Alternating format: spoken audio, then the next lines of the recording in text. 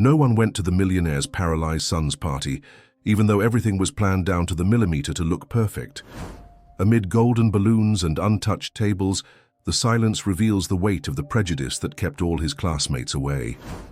But when hope seemed lost, a poor girl says, "Can I join?" with eyes full of courage and tenderness. And with that simple gesture, she turns loneliness into laughter, and that boy's pain into something he hadn't felt in a long time: belonging. If this story interested you, don't forget to subscribe to our channel and tell us what city you're watching us from. We'll keep going. From behind the majestic windows of his Beacon Hill mansion, William Thornton observed the meticulous preparations taking place in his garden. The staff moved with surgical precision, arranging golden balloons in perfect symmetry against the backdrop of carefully trimmed hedges. The award-winning pastry chef was putting final touches on a superhero-themed cake that had cost more than most people's monthly rent. Musicians and entertainers rehearsed their performances amid antique china that William only allowed to be used on exceptional occasions. Today was supposed to be special, Ethan's first birthday celebration since the accident. William straightened his Italian silk tie and took a deep breath. For months he had been planning this party, desperate to bring some normalcy, or at least the illusion of joy, back into his son's life. Since losing Catherine and watching his son confined to a wheelchair, William had thrown himself into creating perfect moments, as if perfection could somehow compensate for what they had lost. "Mr. Thornton, the decorators are asking about the seating arrangement for the children." Mrs. Collins, the household manager, stood at the doorway, her clipboard clutched tightly against her chest. 28 place settings, as we discussed. One for each of Ethan's classmates," William replied, his voice betraying no emotion. He had personally called each parent, sent handwritten invitations, and followed up with the school's parent association. Everything was flawless. It had to be. Mrs. Collins hesitated. "Sir, I just received another cancellation. That's 15 now." William's jaw tightened imperceptibly. "They're just running late. Boston traffic can be unpredictable." He turned back to the window, refusing to acknowledge what they both knew. This wasn't about traffic. This was about the discomfort, ignorance, and veiled prejudice that had surrounded Ethan since he'd returned to school in a wheelchair. Not malice exactly, but something almost worse. Pity mixed with fear, as if disability were somehow contagious. William checked his watch, an heirloom passed down through 4 generations of Thorntons, pharmaceutical pioneers who had built one of the largest medical empires in America. The party was scheduled to start in 20 minutes. Ethan was still in his room with Lisa, his caregiver. "Is my son ready?" William asked, his voice softening slightly. Lisa said he's choosing which superhero t-shirt to wear, the blue one or the red one. William nodded and headed toward the east wing of the mansion. As he walked down the corridor lined with Renaissance art and family photographs, he paused at the newest addition, a photograph of Catherine holding a newborn Ethan. Her smile had always lit up every room. The pharmaceutical giant felt a familiar tightness in his chest. He found Ethan sitting by his bedroom window, already dressed in the blue superhero shirt, his wheelchair positioned to face the street. Lisa was arranging his collection of action figures on the shelf nearby. "Hey buddy, ready for your big day?" William said, crouching down to meet his son's eye level, something his executive coach had suggested might help with connection. Ethan nodded silently, his eyes fixed on the empty street below. At 8 years old, he spoke less than he had at 5. The therapists had different theories about this: trauma, adjustment, depression. William had consulted the best specialists in the country, but none of their expert opinions had brought back his son's laughter. "Everyone's going to be here soon," William said, with forced enthusiasm. "The magician you liked from that YouTube video? I flew him in from California." Ethan's eyes brightened momentarily before returning to their vacant stare. William recognized that look. His son knew. Somehow children always knew when adults were constructing elaborate fictions around them. "The cake looks amazing," William continued. "Superhero theme, just like you wanted." "Dad," Ethan said quietly, still looking out the window, "if nobody comes, can we still have cake?" William felt something crack inside him. "Of course we can, buddy, but they'll come. They're just running late." Downstairs, Mrs. Collins was fielding another apologetic phone call, another parent with another transparent excuse. As the first hour of the party passed with an empty garden, William maintained the facade.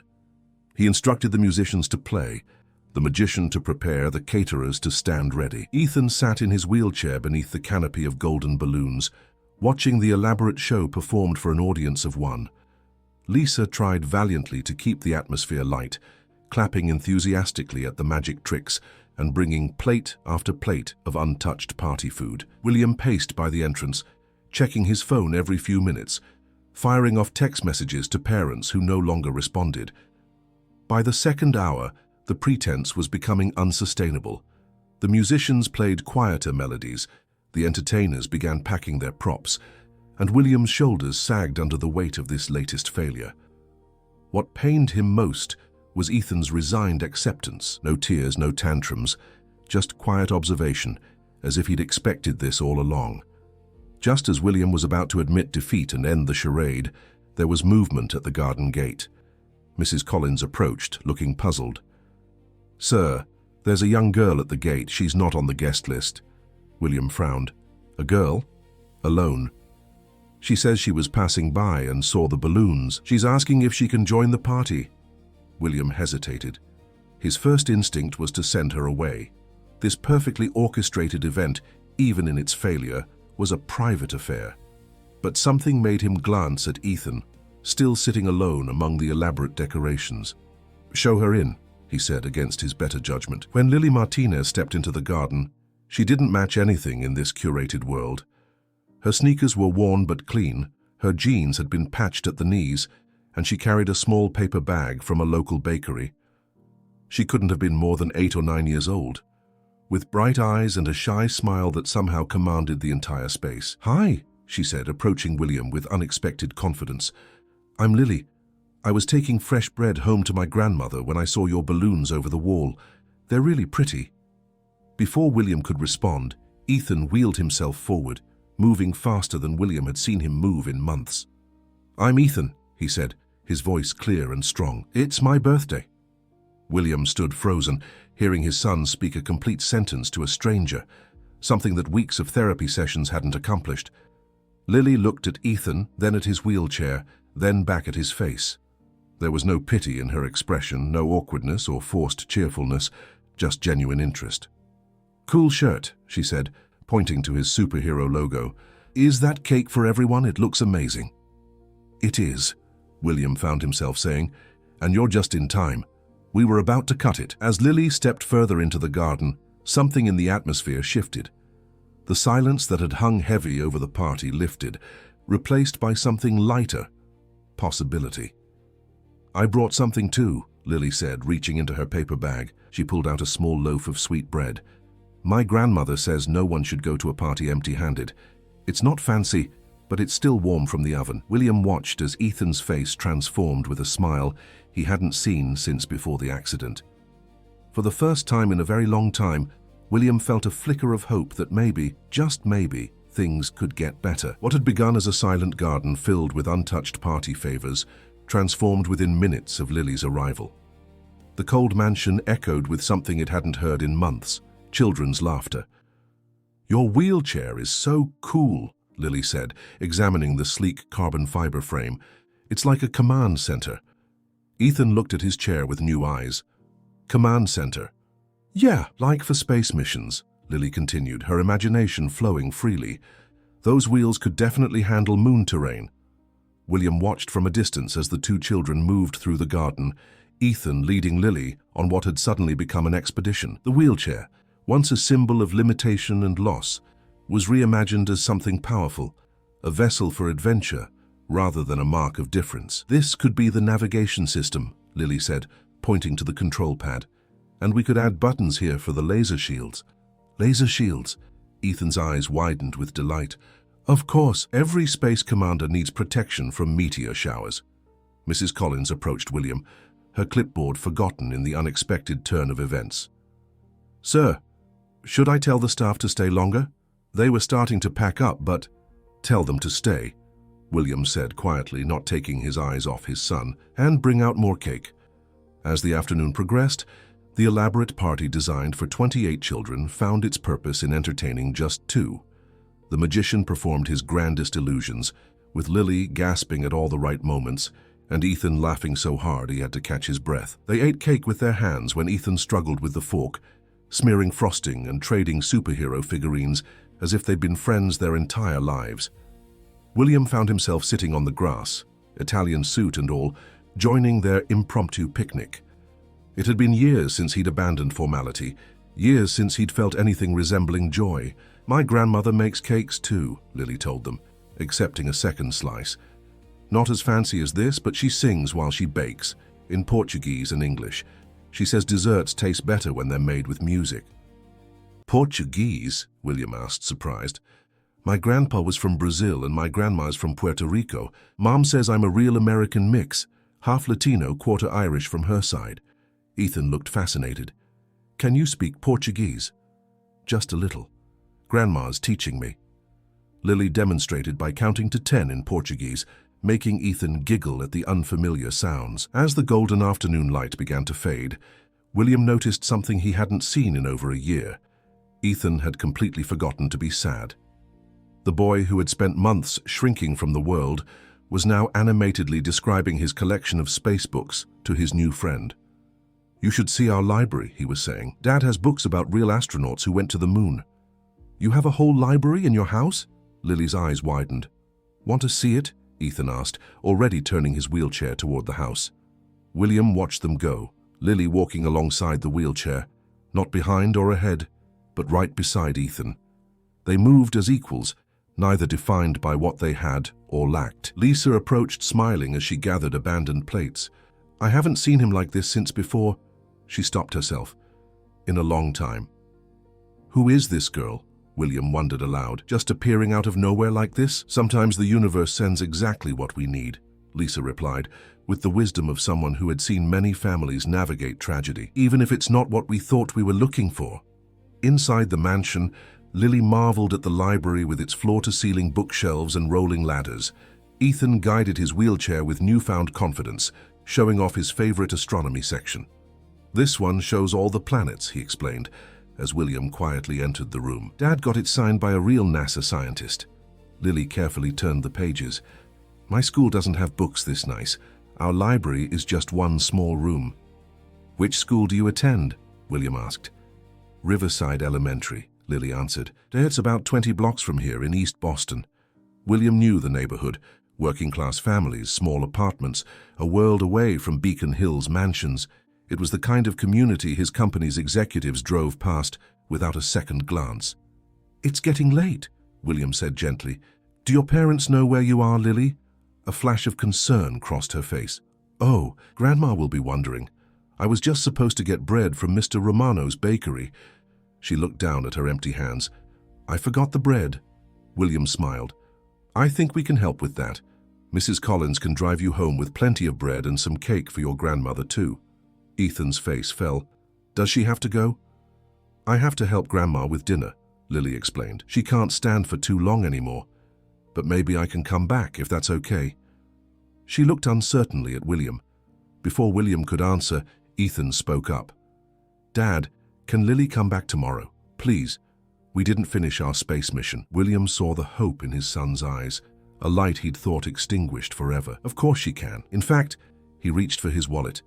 "Let me give you my card, Lily. It has our address and phone number. If your parents approve, you're welcome any time." As they walked Lily to the car, loaded with bakery bread purchased by a quick-thinking Mrs. Collins and containers of birthday cake, Ethan held Lily's hand from his wheelchair. "Tomorrow we can add the jet boosters to the command center," he said earnestly. "Perfect. Every space commander needs jet boosters," Lily agreed, squeezing his hand. Before climbing into the car, she turned to William. "Thank you for letting me stay at your party, Mr. Thornton. It was the best party ever."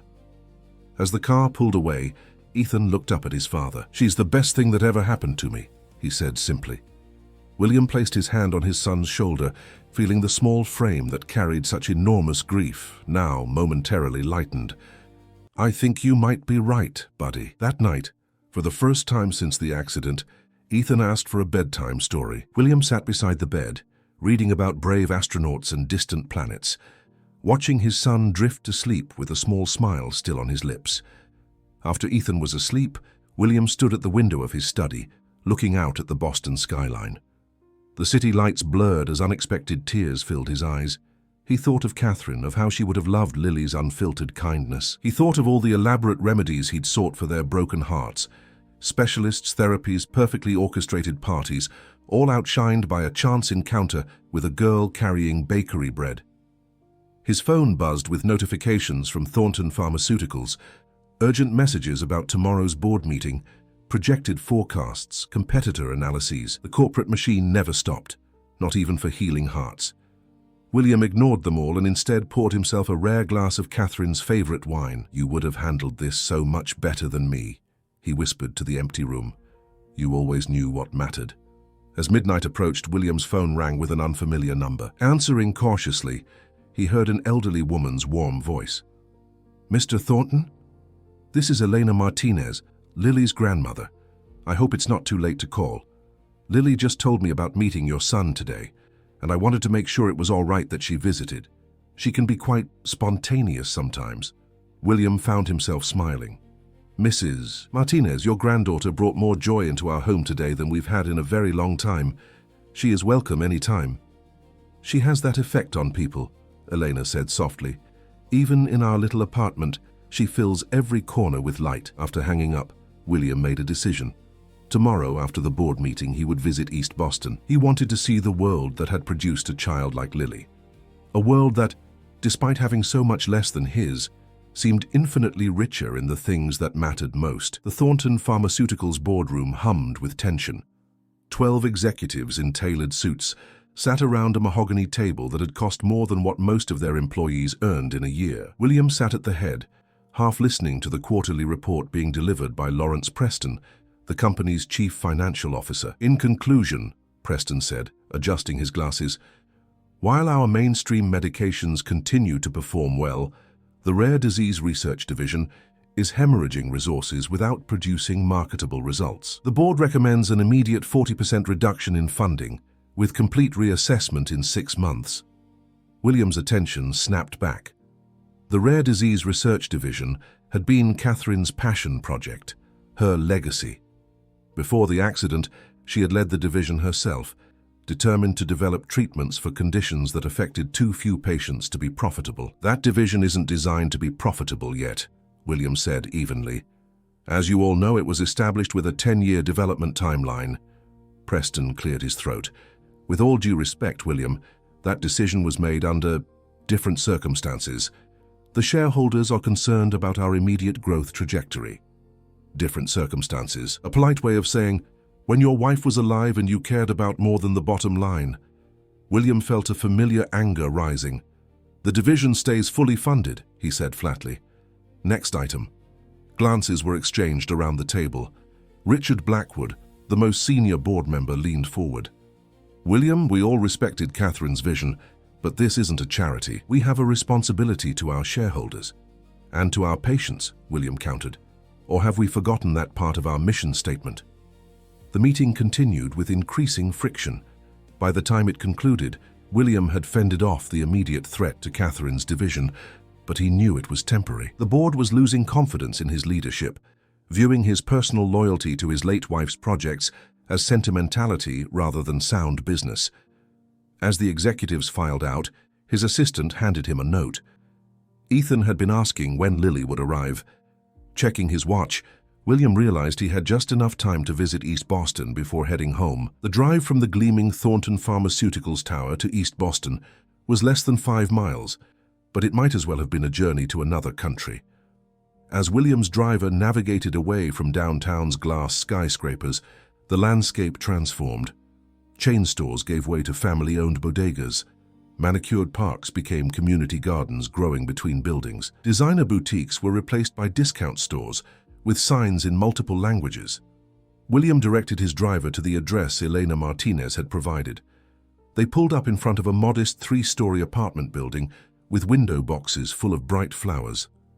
Children played on the sidewalk, their bicycles repaired with electrical tape. Neighbors called to each other across balconies, sharing news and laughter.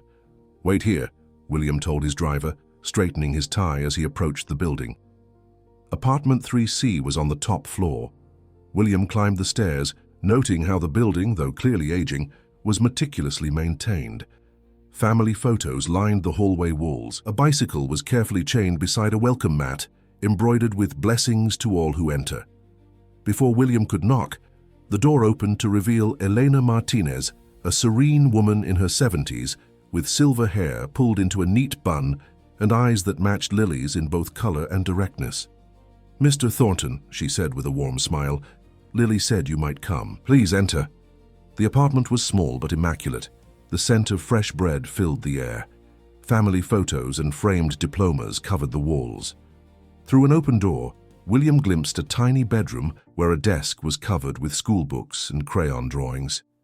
"Please sit," Elena gestured to a worn but clean sofa. "I'll make us some tea." "Thank you for welcoming me, Mrs. Martinez," William said, feeling strangely nervous, as if he were the one being evaluated. "I wanted to properly thank you for your granddaughter's kindness yesterday. She transformed what was becoming a very difficult day." Eleanor nodded, placing a tray with teacups on the coffee table. "Lily told me about the empty party. Children can be unintentionally cruel sometimes. I'm sorry your son experienced that. The other parents had concerns," William said carefully. "About his wheelchair," Eleanor stated plainly. "People fear what they don't understand. They worry their children will say the wrong thing, ask uncomfortable questions. So instead they avoid altogether, which is far worse." William was struck by her directness, so similar to Lily's. "Exactly, but Lily didn't seem to even notice the chair." "Oh, she noticed," Elena corrected him, pouring tea into delicate cups that looked like family heirlooms. "But Lily was raised to understand that a person's value lies in how they treat others, not in what they have or what challenges they face." As they sipped tea, Elena shared more about their family. Michael, Lily's father, worked double shifts in construction. Sarah, her mother, was a nurse at Boston General who had gone back to school at night to become a nurse practitioner. "We don't have much in material terms," Elena said without a trace of self-pity, "but we have dignity, faith, and each other. And, in the ways that truly matter, we are very rich." William thought about his mansion filled with priceless art and antiques, yet empty of laughter, until Lily had walked through the door. "May I ask about Lily's grandfather?" William inquired, noticing a prominently displayed photograph of a distinguished-looking man in academic robes. Elena's face softened with pride. Roberto was a brilliant man, a cardiologist who specialized in pediatric conditions. He came to the United States from Brazil with nothing but his medical knowledge and determination to help children whose families couldn't afford treatment. William leaned forward, genuinely interested. "Did he practice here in Boston?" "For many years at Community Health Center, but his real passion was research. He developed treatment protocols that used locally available medications to help children in countries without advanced healthcare systems." William felt a twinge of professional curiosity. "Did he publish his research?" "Extensively, but mostly in Spanish and Portuguese medical journals. He believed knowledge should be accessible to doctors everywhere, not just those who read English journals."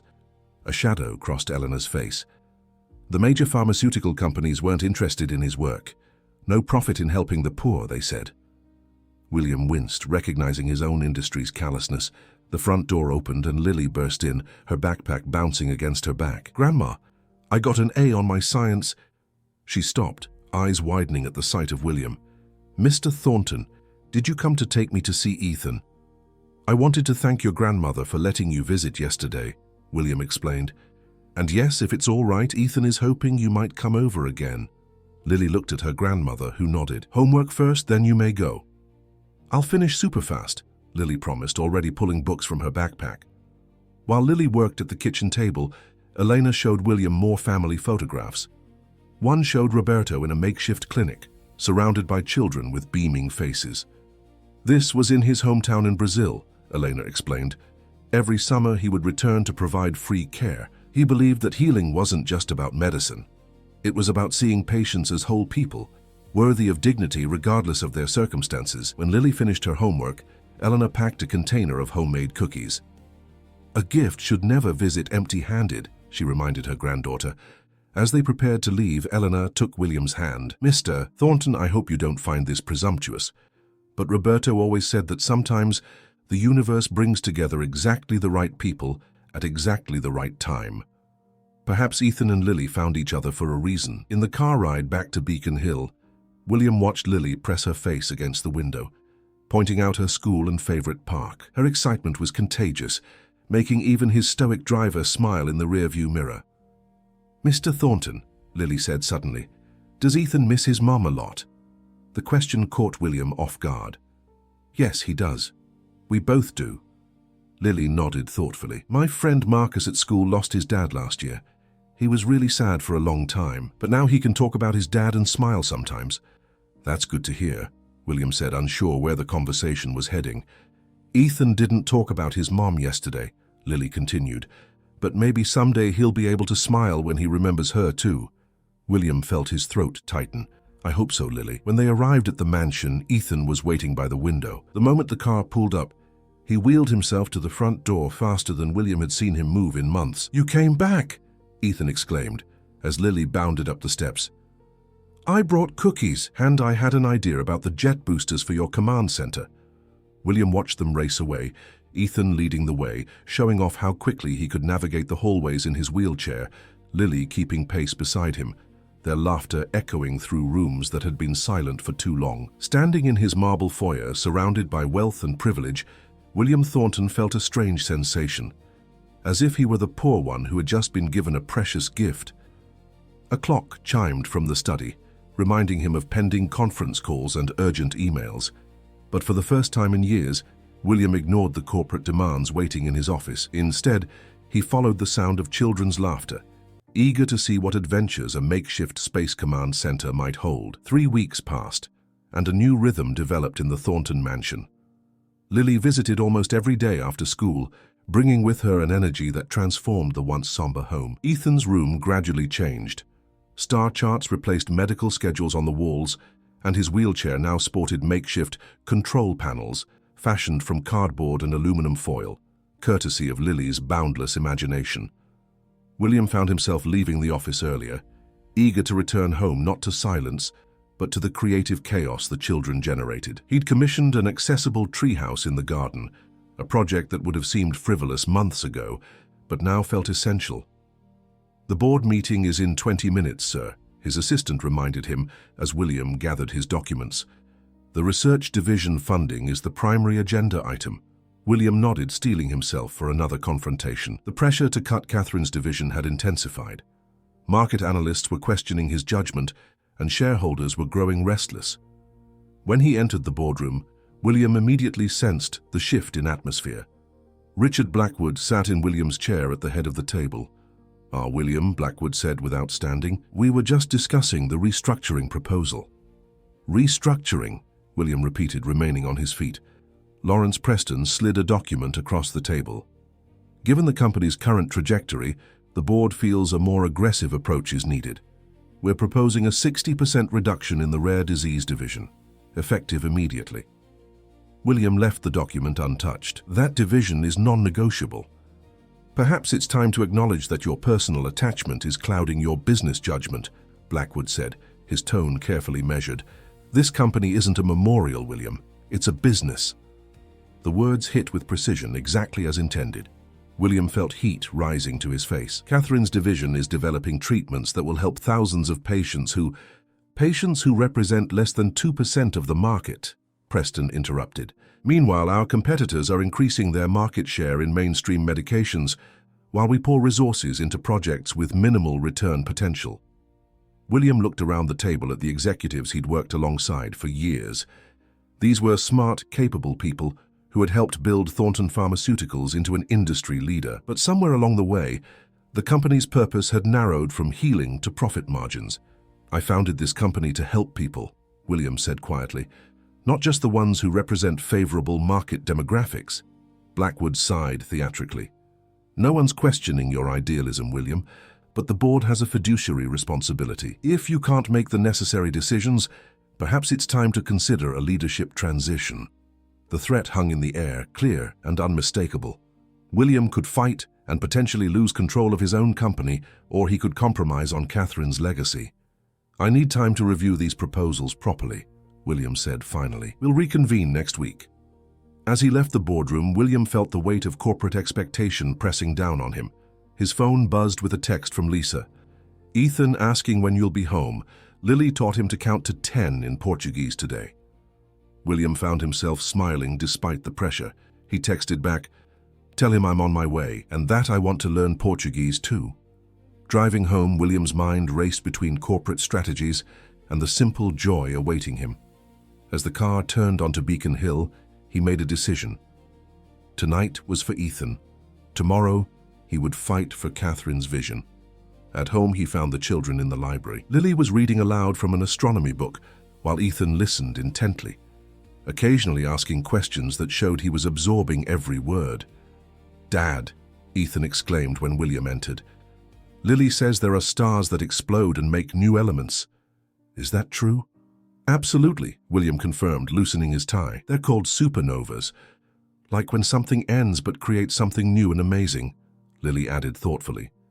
William was struck by the wisdom in her observation. Exactly like that.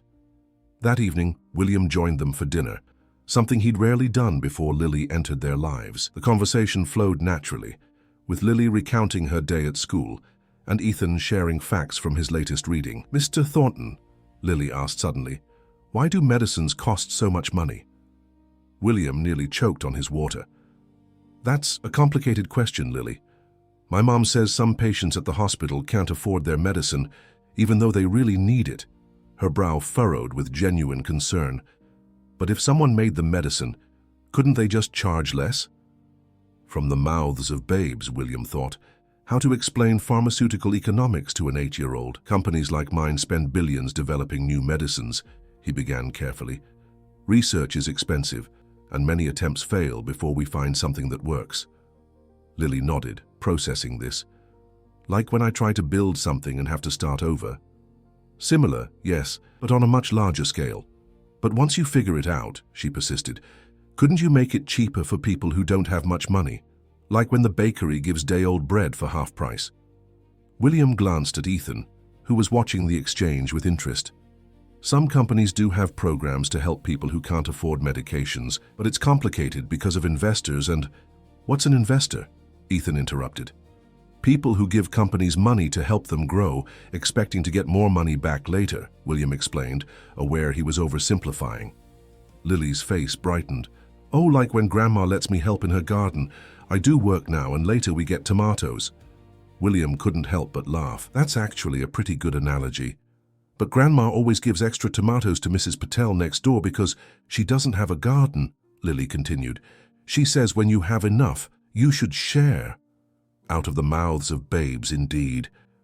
William felt something shift inside him, a perspective that had been clouded by years of corporate thinking, suddenly clarified by a child's simple wisdom. After dinner, as Lisa helped Ethan prepare for bed, William offered to drive Lily home. "Can I show you something first?" Lily asked, leading him to the craft table in the playroom. She pulled out a colorful drawing of what appeared to be Ethan in his wheelchair, surrounded by stars and planets. "It's for Ethan's birthday. I know it already passed, but I wanted to make him something special." William studied the drawing, touched by the care evident in every crayon stroke. In Lily's artwork, Ethan's wheelchair wasn't just a medical device. It was a magnificent vessel soaring through space, complete with rockets and control panels. "He'll love this, Lily." "It's a comic book," she explained, showing him additional pages, about Commander Ethan exploring the galaxy. "I made his wheelchair the most powerful spaceship ever." On the drive to East Boston, William found himself reflecting on Lily's question about medication costs. Her perspective was simplified, certainly, but not entirely wrong. Somewhere along the way, he had lost sight of the balance between business necessity and human compassion. When they arrived at the apartment building, William walked Lily to the door. Eleanor greeted them, inviting William in for tea. "Not tonight, but thank you," he declined politely. "I wanted to ask, though, would it be all right if Ethan and I visit this weekend? Perhaps Saturday?" Elena's eyes twinkled. "We would be honored.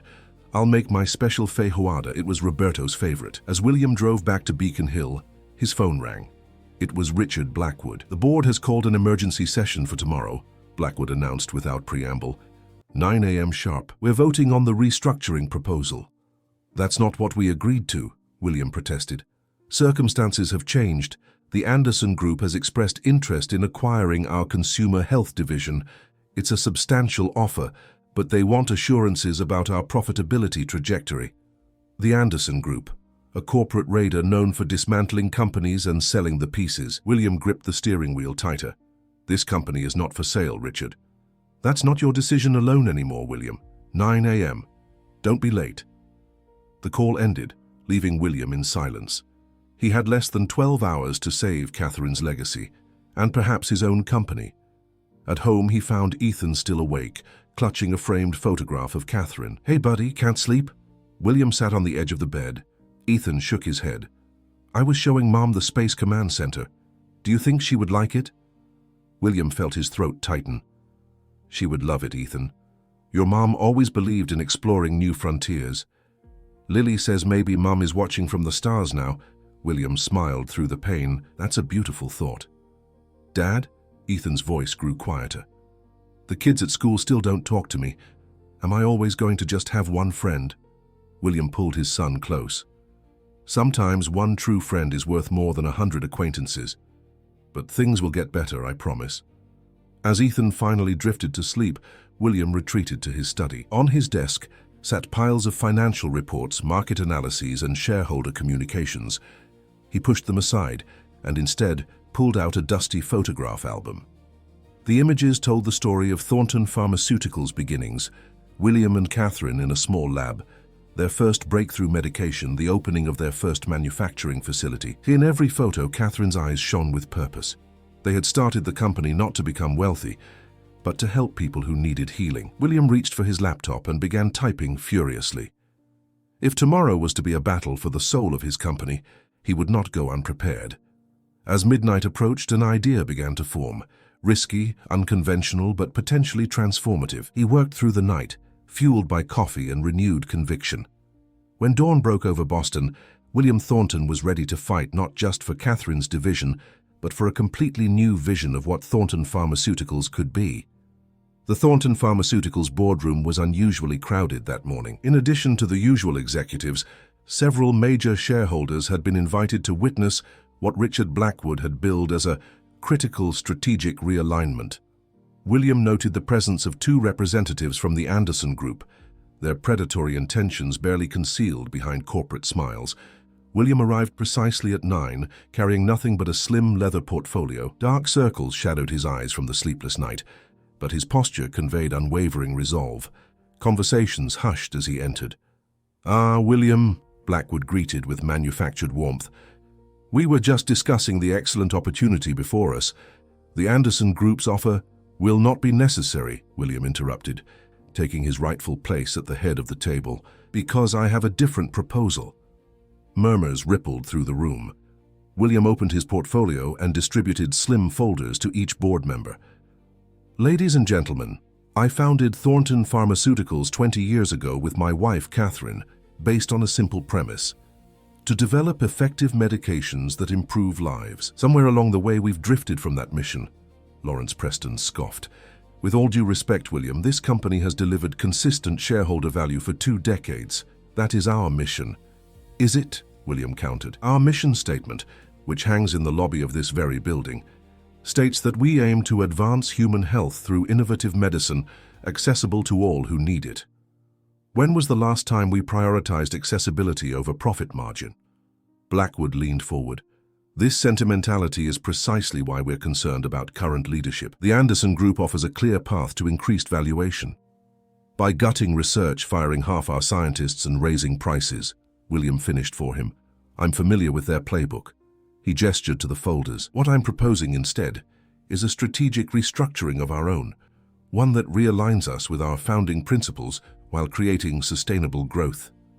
The room fell silent as the board members reviewed the documents. William's proposal was comprehensive: a new pricing tier system that would maintain premium rates for insurance companies and developed markets while offering significantly reduced prices in underserved communities, a partnership program with community health centers, and most surprisingly, a commitment to allocate 15% of profits to the Rare Disease Research Division. "This is absurd," Preston sputtered.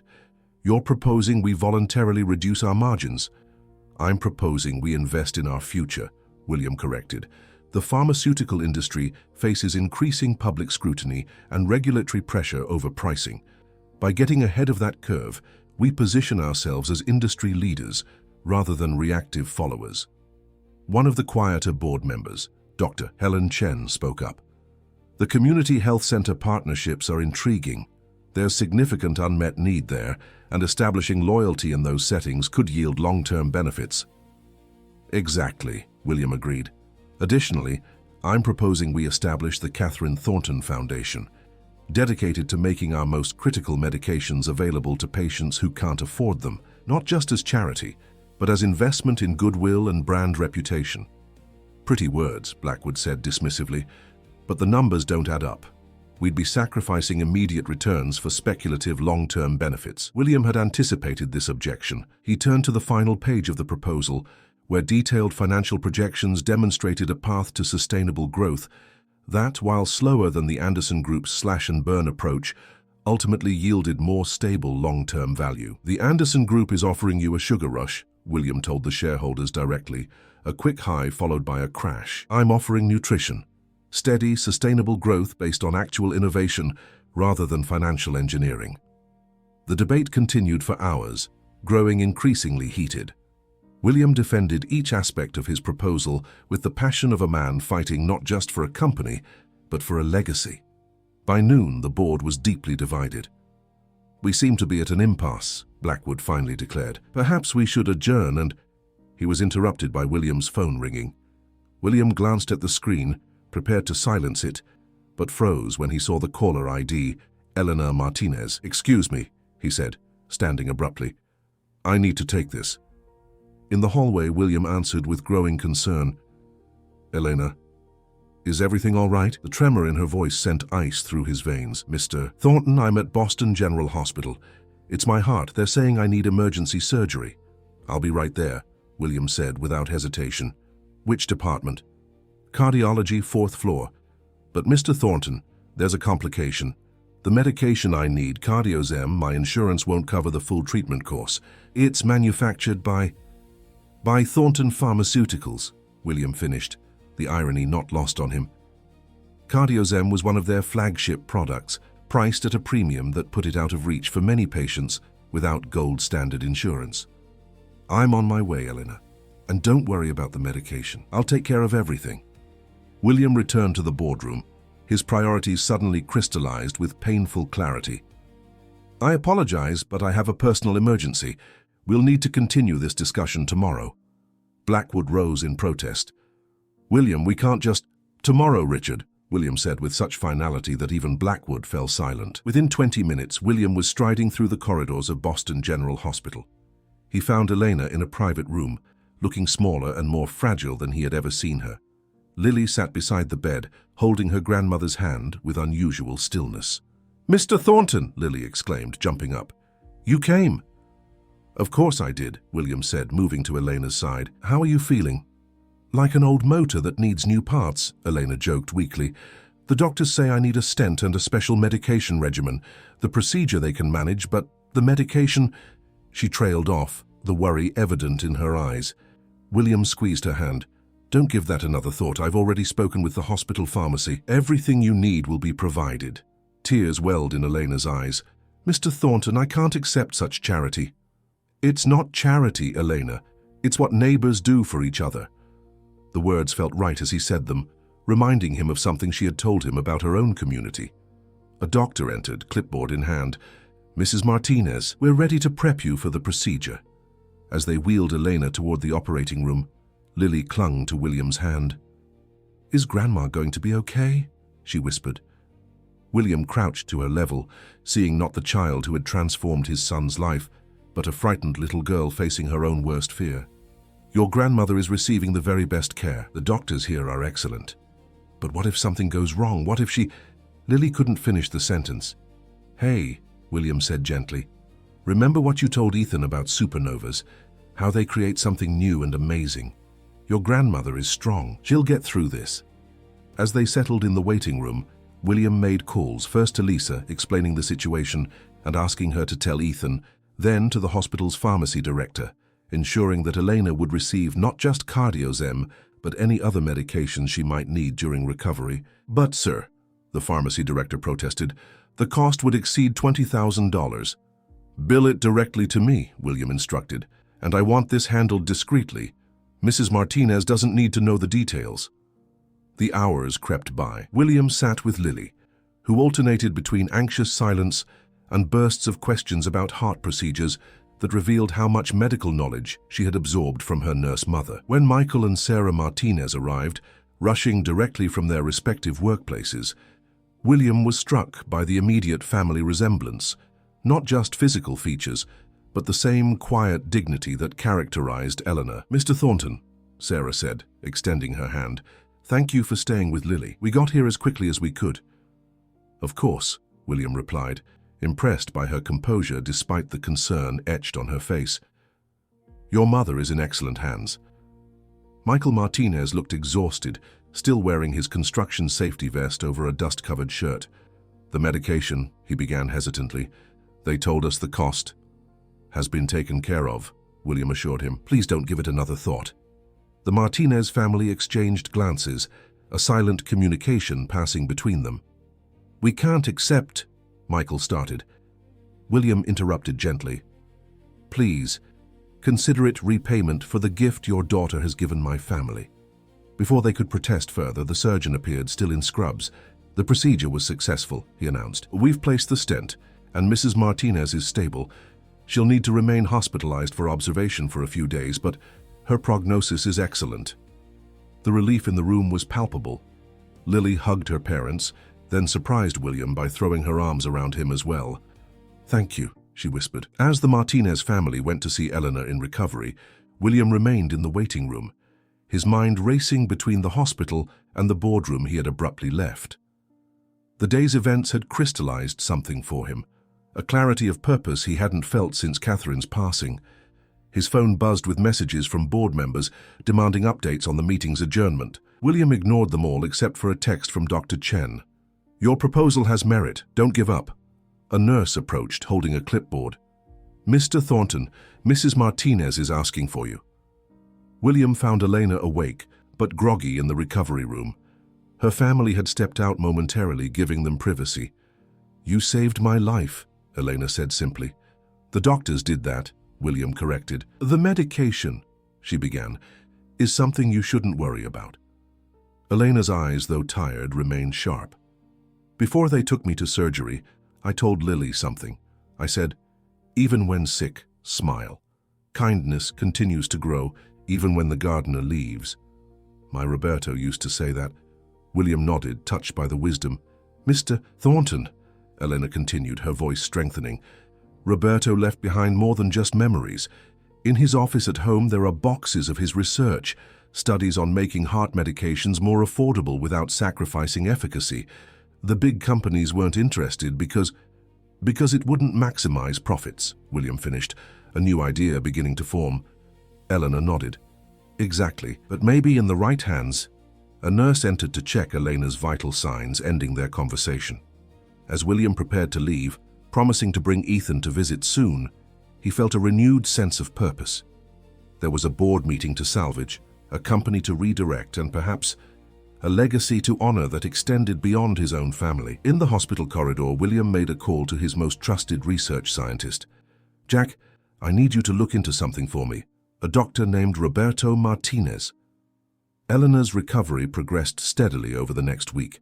William arranged for the hospital's best specialist to oversee her care, though he was careful to do so discreetly, respecting the family's pride. Each day after school, he brought Lily and Ethan to visit, watching as the children's presence seemed to accelerate Elena's healing more effectively than any medication. On the 5th day after Elena's surgery, William arrived at the Martinez apartment with a purpose beyond the usual visit. Sarah Martinez answered the door, looking tired but composed after a night shift at the hospital. "Mr. Thornton, come in. Mom's feeling much stronger today." The apartment felt different with Elena's absence, quieter yet still infused with the warmth that characterized the family. Lily was at school and Michael was at work, leaving just Sarah to manage both her mother's recovery preparations and her own professional responsibilities. "I won't stay long," William promised. "I was hoping to look at Dr. Martinez's research materials, if that would be possible." Sarah looked surprised. "My father's research. May I ask why?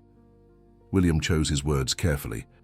Your mother mentioned he had developed some innovative approaches to cardiology medications, specifically ways to make them more affordable without compromising efficacy. Given current challenges in my company, I'm re-evaluating our approach to medication accessibility. Sarah studied him for a moment, then nodded. This way. She led him to a small room that clearly served multiple purposes: home office, guest bedroom, and storage space. Neatly labeled boxes lined one wall, each marked with Roberto's precise handwriting. Dad was meticulous, Sarah explained, pulling out several boxes. Everything is organized by research phase and publication status. The unpublished work is in these blue folders. William thanked her, and with her permission, began carefully examining the materials. What he found astounded him. Dr. Roberto Martinez had developed an alternative synthesis method for several cardiology medications, including compounds very similar to Thornton Pharmaceuticals' own CardioZem. His approach reduced production costs by nearly 60% while maintaining therapeutic efficacy. These are brilliant, William murmured, examining a particularly innovative approach. Why weren't these methods adopted? Sarah sighed, sitting down across from him. Dad tried. He submitted to major journals, approached pharmaceutical companies, including yours, actually, though that was probably before your time. They all said the same thing: not commercially viable. What they meant was it wouldn't generate enough profit. When was this work done? William asked, noting dates from the late 1990s. Throughout his career, but his most innovative work was in his last decade. After he retired from clinical practice, he focused entirely on research. Sarah pulled out another folder. This was his magnum opus, a comprehensive approach to making cardiac medications accessible in low-resource settings. He published it in the Brazilian Journal of Cardiology, but it never gained traction in English-language journals. William carefully examined the paper, immediately recognizing its brilliance. The methodology wasn't just clever. It was revolutionary in its approach to balancing cost and efficacy. May I take copies of these? He asked. I'd like my research team to review them. Sarah hesitated. For what purpose exactly? To potentially implement them, William answered honestly. With full credit to your father, of course. Sarah's expression remained guarded. Mr. Thornton, these methods would significantly reduce the profit margin on these medications. Why would your company be interested in that? It was a fair question, one that the old William Thornton would have asked himself. Because I'm beginning to understand that the purpose of medicine isn't just to generate wealth, but to heal people, all people, not just those who can afford premium prices. Sarah studied him, seeming to weigh his sincerity. Mom said you were different from most businessmen she'd met. She said Lily saw it first. Your daughter has a gift for seeing past surfaces, William acknowledged. Sarah nodded slowly. Take what you need. Dad would have wanted his work to help people, regardless of who implemented it. William spent the next 2 hours carefully scanning documents with his phone, occasionally asking Sarah questions about her father's methodology. By the time he finished, he had accumulated a treasure trove of innovative approaches that had been overlooked simply because they prioritized accessibility over profit maximization. Thank you, he said sincerely as he prepared to leave. This could be transformative. Sarah walked him to the door. Mr. Thornton, may I ask you something personal? Of course. What changed? You're a successful businessman who could have continued maximizing profits without a second thought. Why this sudden interest in accessibility? William considered the question. It wasn't sudden. It was Lily, and Ethan, and your mother. He paused, finding the right words. Sometimes we build walls around our hearts not because we're cruel, but because it seems necessary for survival. Those walls can keep out pain, but they also keep out wisdom. Your family helped me remember what matters. Sarah's expression softened. Dad used to say that true healing happens when we recognize each other's humanity. He sounds like a wise man. I wish I could have met him. In a way, you are meeting him, Sarah replied, through his work. Back at Thornton Pharmaceuticals, William called an emergency meeting with his top research scientists. Jack Peterson, the head of research and development, had already begun reviewing Roberto's methodologies.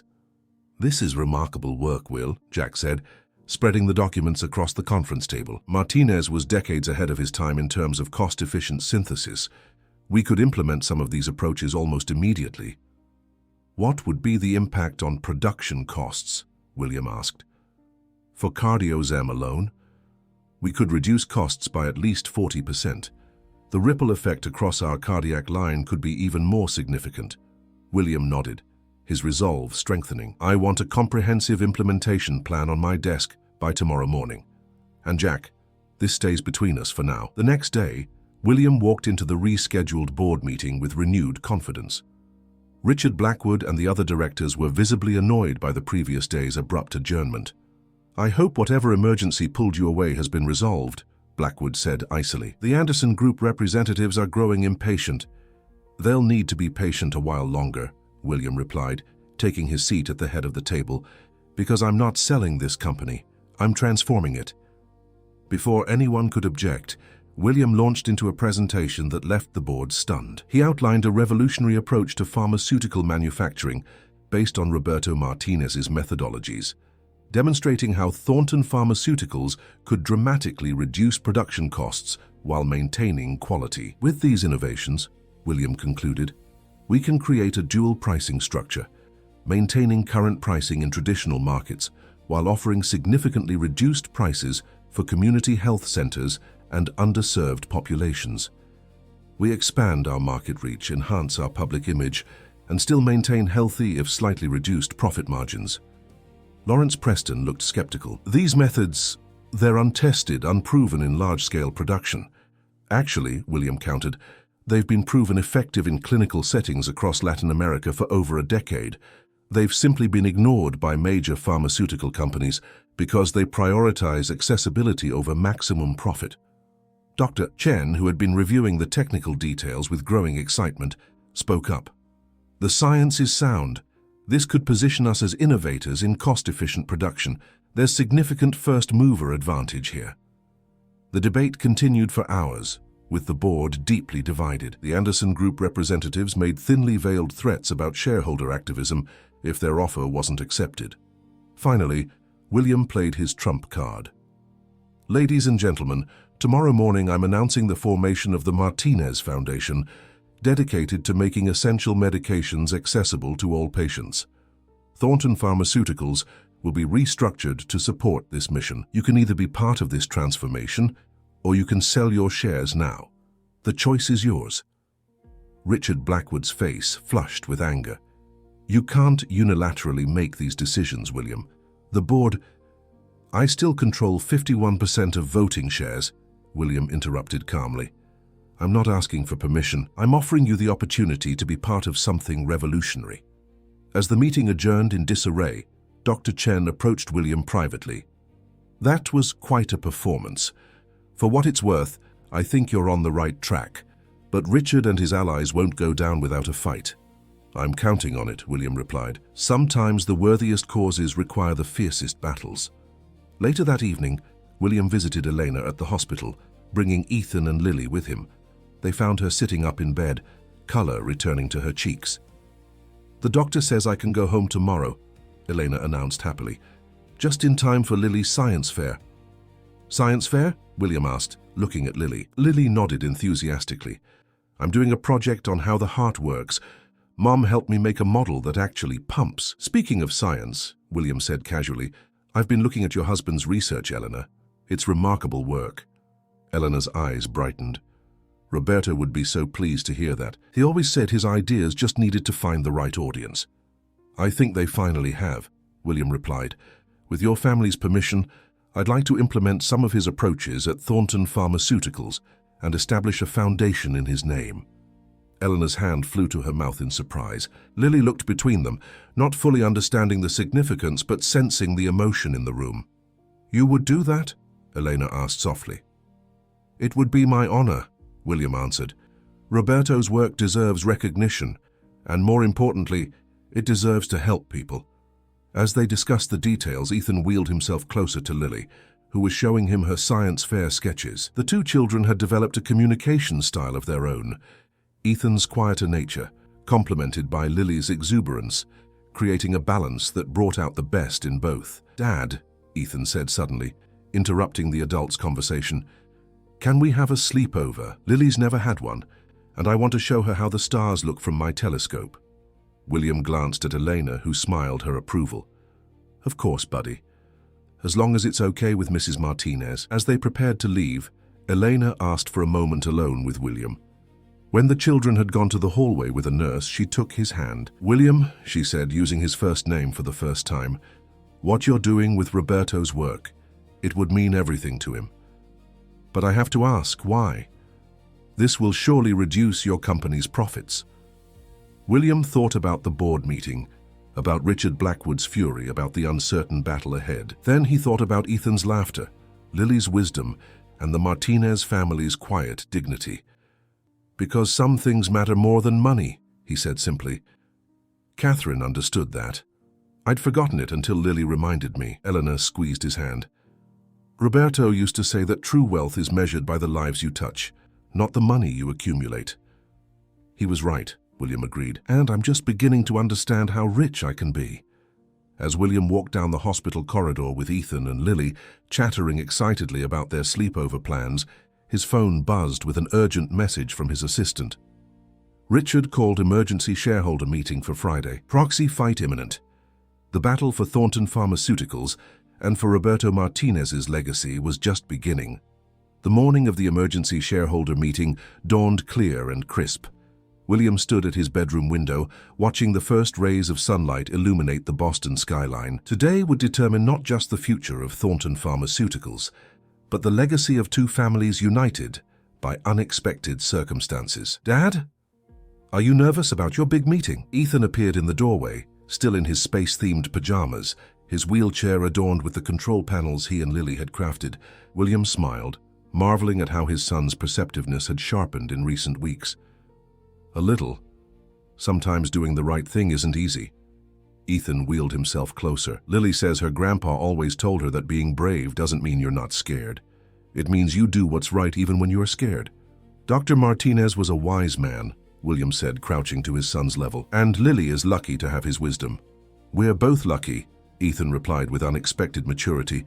"Before Lily came, everything was dark. Now it's not." William pulled his son into a gentle embrace, feeling the small shoulders that carried such profound understanding. "You're right, buddy, now it's not." At Thornton Pharmaceuticals headquarters, the largest conference room was filled beyond capacity. Major shareholders had flown in from across the country, and the tension was palpable. Richard Blackwood had spent the past 48 hours rallying support, portraying William's new vision as dangerous idealism that would destroy shareholder value. William entered the room flanked by Dr. Chen and Jack Peterson. A hush fell over the assembled investors and board members as he took his position at the podium. "Ladies and gentlemen, thank you for coming today," William began, his voice steady despite the stakes. "I know many of you are concerned about the direction I'm proposing for Thornton Pharmaceuticals. You've heard terms like reduced profitability and risky restructuring. What you haven't heard is the full story." William clicked to the first slide of his presentation, a photograph of Dr. Roberto Martinez in his clinic, surrounded by children whose lives he had saved. "This is Dr. Roberto Martinez. 20 years ago, he developed methodologies that could have transformed cardiac medication accessibility worldwide. His work was rejected, including by this company, not because it lacked merit, but because it prioritized patient access over maximum profit margins." Richard Blackwood stood. "William, this emotional appeal has no place in a business discussion. The shareholders are here to discuss concrete financials, not sentimental." "Actually," William interrupted, "they're here to evaluate a business proposal. I suggest you let me present it before dismissing it." The next hour was the most important presentation of William's career. With methodical precision, he outlined the Martinez methodology and its potential impact on Thornton Pharmaceuticals' production costs. Jack Peterson provided scientific validation, while Dr. Chen presented a comprehensive financial analysis, showing how reduced production costs could enable a dual pricing strategy, maintaining premium pricing in traditional markets while offering significantly reduced prices in underserved communities. The net result, William concluded, is a projected 15% reduction in overall profit margin, but a 40% expansion in market reach. More importantly, We position Thornton Pharmaceuticals as an industry leader in ethical pharmaceutical practices, ahead of the regulatory changes that are inevitably coming. Richard Blackwood wasted no time in mounting his counterattack. "This is irresponsible idealism," he declared. "The pharmaceutical industry operates on established business models for good reason." William's personal relationship with the Martinez family has clearly clouded his judgment. The debate grew heated, with shareholders divided. The Anderson Group representatives made their position clear. If William's plan was adopted, they would withdraw their acquisition offer immediately. Just as the discussion reached its most contentious point, the conference room doors opened. A hush fell over the room as Elena Martinez entered, supported by Sarah on one side and Michael on the other. Lily followed, carrying a cardboard display board. To everyone's surprise, Ethan wheeled in beside her, accompanied by Lisa. "Excuse the interruption," Elena said with quiet dignity, "but I believe we have something relevant to contribute to this discussion." William moved to greet them, genuinely surprised. "Elena, you should be resting." "Some things are worth getting out of bed for," she replied with a smile. "May we present something to your shareholders?"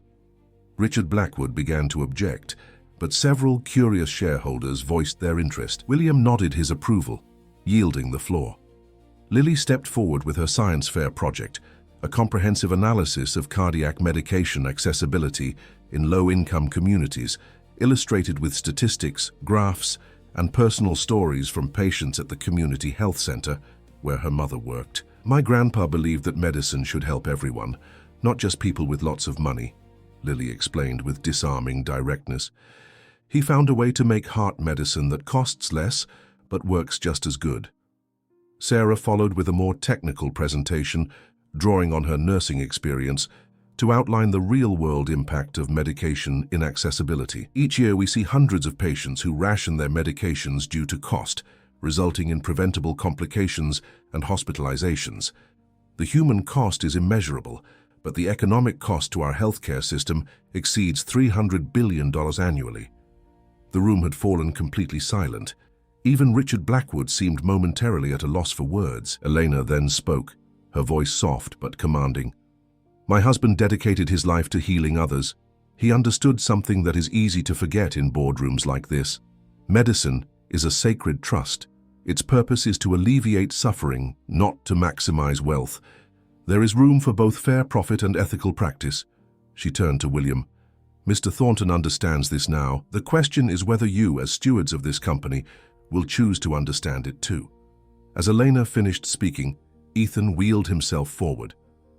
"My mom used to say that being successful means helping others succeed too." His voice was quiet, but clear in the hushed room. "I think that's what my dad is trying to do." William felt a surge of pride and gratitude, unlike anything he'd experienced in his corporate career. The Martinez family had laid bare the fundamental question at the heart of the pharmaceutical industry. Was it primarily a healing profession that generated profit, or a profit-generating business that happened to involve healing? As the Martinez family took seats at the back of the room, the shareholders' discussion resumed with a markedly different tone. Financial concerns remained, but the human element could no longer be dismissed. Several major institutional investors, who had previously sided with Blackwood, began asking more nuanced questions about the implementation timeline and market positioning of William's proposed restructuring. The turning point came when Evelyn Richards, representing one of the largest pension fund investors, spoke up. "I've been in this industry for 30 years, and I've seen companies rise and fall. The ones that thrive long-term are those that adapt to changing social expectations before they're forced to by regulation. What Mr. Thornton is proposing isn't just ethically sound, it's strategically prescient." The vote, when it finally came, was narrow but decisive. 54% in favor of William's restructuring plan, with a mandate to implement the Martinez methodologies across Thornton Pharmaceuticals' cardiac medication line. Richard Blackwood and his closest allies resigned from the board on the spot. The Anderson Group representatives departed without a word. As the room cleared, William found himself surrounded by the unlikely family that had changed everything: Eleanor, Sarah, Michael, Lily, and Ethan. "We did it," he said simply. "You did it," Elena corrected. Roberto would be so proud to see his work finally recognized. "This is just the beginning," William promised. "The Martinez Foundation will ensure that his legacy continues to grow." 6 months later, the transformation of Thornton Pharmaceuticals was well underway. Production costs for their cardiac medication line had decreased by 37% using Roberto's methodologies, enabling them to launch a community access program that provided medications at significantly reduced prices to clinics serving underserved populations. Wall Street had initially punished the company's stock, but as the program gained national attention and patient advocacy groups rallied behind the initiative, the share price had not only recovered, but strengthened. Other pharmaceutical companies were beginning to face uncomfortable questions about why they couldn't implement similar access programs. On a perfect autumn afternoon, William stood in the newly dedicated Roberto Martinez Research Center at Thornton Pharmaceuticals headquarters. The state-of-the-art facility would focus exclusively on developing affordable medication protocols for global access. Sarah Martinez had accepted the position of Director of Community Implementation, bringing her clinical expertise to the Foundation's work. But the most profound transformation had occurred not in the corporate world, but in William's home. The once silent mansion now regularly echoed with the laughter of children. Ethan's command center wheelchair had evolved into an elaborate creation with actual electronic components, courtesy of a young engineer from the research division who volunteered his time. Ethan himself had blossomed. Though still in his wheelchair, he no longer defined himself by his limitations. He had returned to school with a new confidence, and while not all his classmates had overcome their discomfort, a few had begun to see beyond the wheelchair to the boy himself. As for Lily, she had become a fixture in the Thornton household, dividing her time between her family's apartment and Ethan's mansion, with the ease of someone who belonged in both worlds. Her science fair project had won first place at the regional competition and had been featured in local news coverage of Thornton Pharmaceuticals' Access Initiative. Elena had fully recovered from her heart procedure and now served as an honorary advisor to the Martinez Foundation, bringing her wisdom and perspective to the organization's governance. Michael continued his construction work, but with William's quiet assistance, had enrolled in engineering classes at night, pursuing a dream long deferred by financial necessity.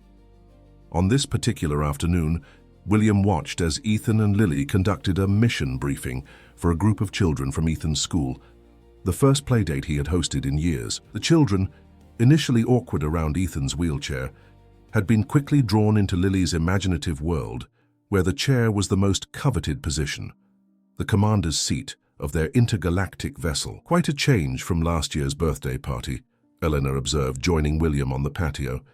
"In every possible way," William agreed. "I didn't understand then what makes a house a home," Eleanor smiled. "And now?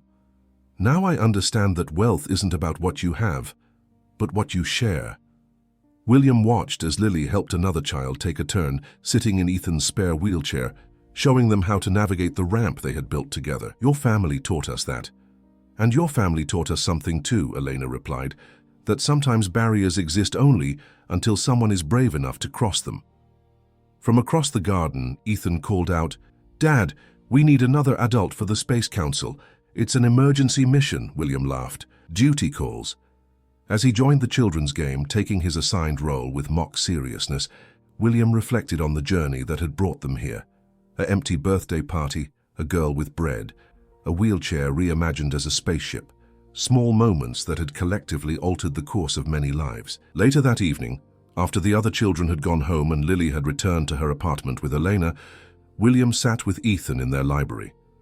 The boy was tired but happy, his eyes bright with the satisfaction of a day well spent. "Dad," Ethan said as William helped him into bed, "I think Mom would be happy with how things are now." William felt his throat tighten. "I think so too, buddy." "Lily says that sometimes the best families are the ones we make ourselves," Ethan continued thoughtfully. "Like how her grandma isn't actually related to her grandpa by blood, but they're still family." "Lily's very wise for her age," William observed.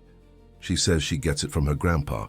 Ethan yawned. "Just like I get stuff from Mum, even though she's not here anymore." William tucked the blankets around his son, marveling at the resilience of children, their capacity to absorb loss and still find joy, to accept what cannot be changed, and build something new from the remains. Love doesn't disappear, William said softly. It just transforms like those supernovas Lily told you about. Ethan nodded sleepily, creating something new and amazing. As his son drifted off to sleep, William stood at the window, looking out at the Boston skyline. In his hand, he held Catherine's wedding ring, which he now wore on a chain around his neck. "You would love them," he whispered to the night sky. "The Martinez family, especially Lily. She has your spirit, seeing the best in people, finding hope in unlikely places." The next morning, William would return to Thornton Pharmaceuticals to continue the work of transformation, building a company that honored both profitability and purpose. There would be challenges ahead, resistance to overcome, skeptics to convince. But for the first time since losing Catherine, the path forward was illuminated not just by obligation, but by genuine purpose. The Martinez Foundation would ensure that Roberto's methodologies reached beyond Thornton Pharmaceuticals, influencing the broader industry. Elena's wisdom would guide their community engagement, Sarah's clinical expertise would inform their implementation strategies, and Lily, bright, boundless Lily, would continue to remind them all why this work mattered. As for Ethan, he was no longer defined by what he had lost, but by what he had found. A friend who saw him completely, a father who was truly present, and a sense of possibility that extended far beyond the confines of his wheelchair. The mansion on Beacon Hill was no longer a shrine to what had been lost, but a laboratory for what could still be created.